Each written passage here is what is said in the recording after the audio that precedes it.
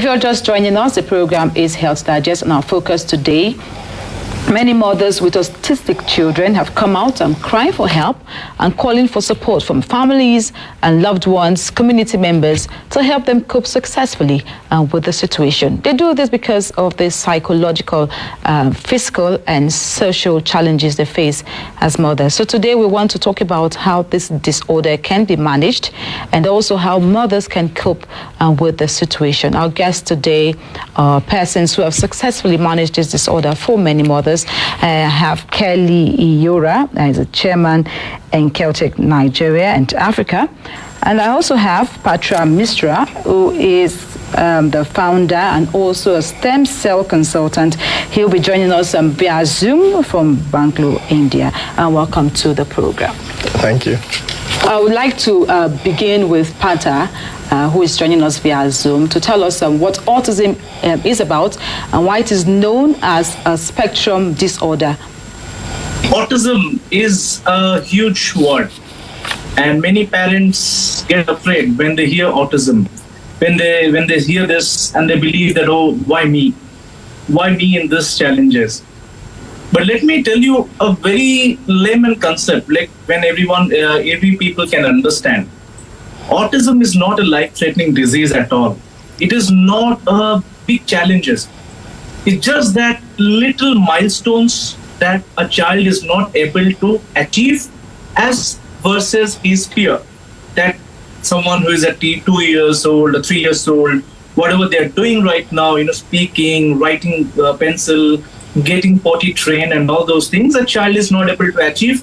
They are considered into the spectrum. Yes, it might also correlate with delayed milestones. It might also come into GDD, the global developmental delay. It might also be autism spectrum. The reason it is put it up as a spectrum, because there are lots of milestones that a child gets, gets delayed. Eye contact is one of the things. Child not able to follow instructions.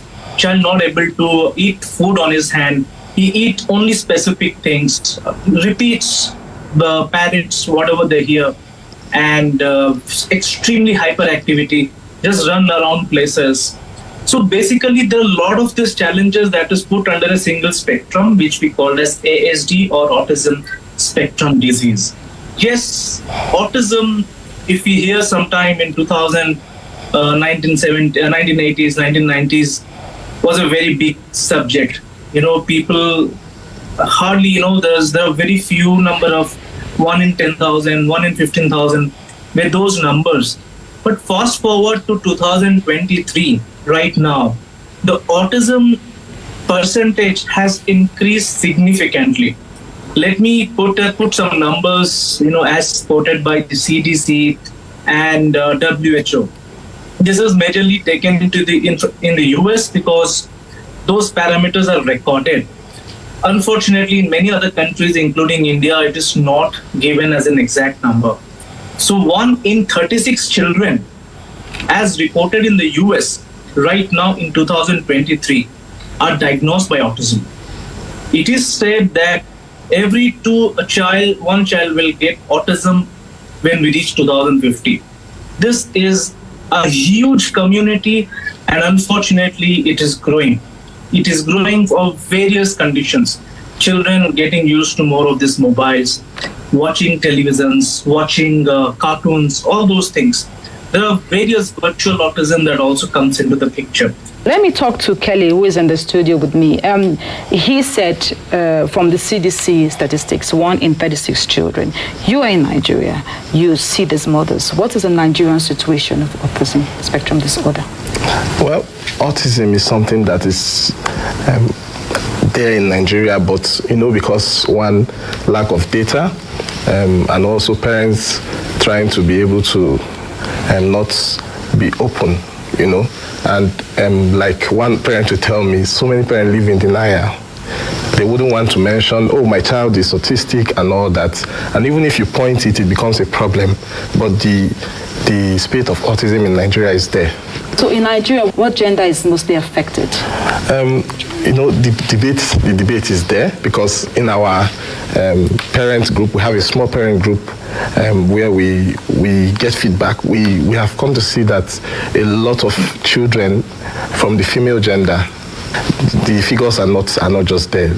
Female and male, it affects the both gender. In general, 1 in 4, basically, there are 4 boys is to 1 girl is the ratio. The boys are affected more, the boys are diagnosed more, but the challenge is when a girl child is diagnosed by autism, the case is always severe. So that has been the ratio. And right now, as I speak, the recent stat says 1 in 3. 3 boys to 1 girl. It was 4 boys to 1 girl. It has come down to 3 boys to 1 girl. So which means the rate of autism is increasing extremely. It's in the high rise. So when you say the rate of autism is increasing, now let's look at the causes. Is it a genetic thing or is it a lifestyle thing? It's a debate. Mostly it is genetics. See, autism, why many people think it's a taboo, it's still now. There's no main cause why this thing happens. So everyone is working towards it, a lot of scientists who works behind it, but we have seen majorly it is genetics. It comes from the parents who has certain genetically challenged, which falls into autism.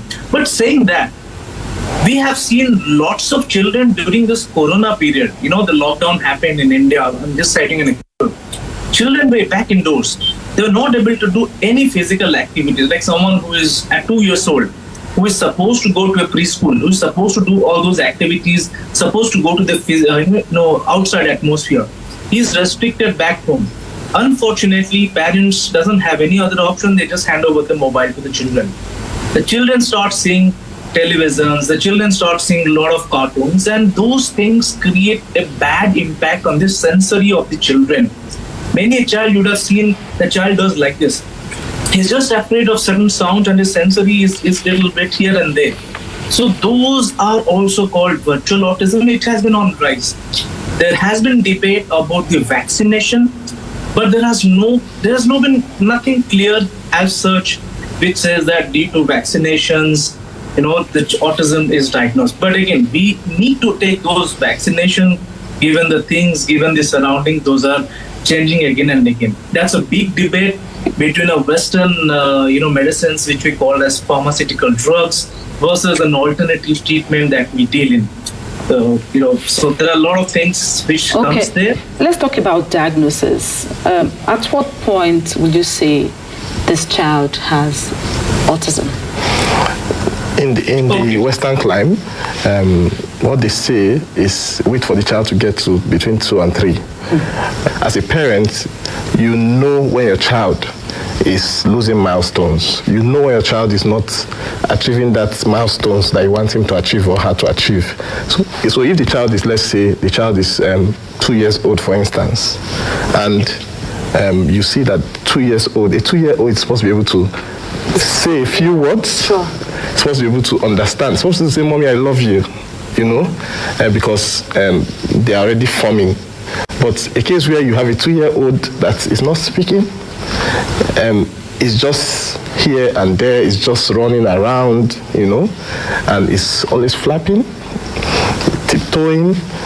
A smart parent to start saying, "Okay, let me start going forward. Let me start taking this child to a neurologist to check and see," But generally, there are no clear-cut assessments where you go and take a blood or something. It is by looking at these developmental milestones that you used to say, okay, this child is autistic, this child is not autistic. So what would make parents live in denial? Yes, because like a parent was sharing with me that she went to a birthday of another child, and she saw the way that child was, the child I was celebrating was tearing down the cake, everything. And she was calm because she had a child that is autistic. Okay. But that other parent refused to believe. that this child is autistic. So she should assume that the child is hyperactive. It's just a child. Okay, doing what a child can do. Yes, just a child. But you know, she is not seeing the fact that there are other children there and they are not tearing down the son's cake. It's only the son that is tearing down the cake. So you see parents, and also, you know, Africa, we live in Africa, there's a society, there's a high society, like somebody that is a working class and all that. You don't want to be told that your child is autistic. We have parents that have told us, no, I refuse to believe it, but I just want to get Suprabrain. Basically, you can say the spectrum is a broad thing, like the consultant has said. It's not just autism. There's autism, there's GDD, you know, there's cerebral palsy, there's a lot of them, ADHD and the rest of them. So are you saying that ignorance kind of play a major role here in terms of addressing autism? Ignorance, yes, but these days, because we're in the tech age, where if you go online now, if there are awareness now, there are so many, like this kind of program, it's an awareness, you know, but some parents still want to tell the African way. Oh, no, this child is just like, a parent told us that, oh, when your husband was 4, he wasn't speaking. That's what the mom told her. So you don't need to force this child, you know, but we told the parent, no, that's not it. It is better you intervene now, because early intervention is key.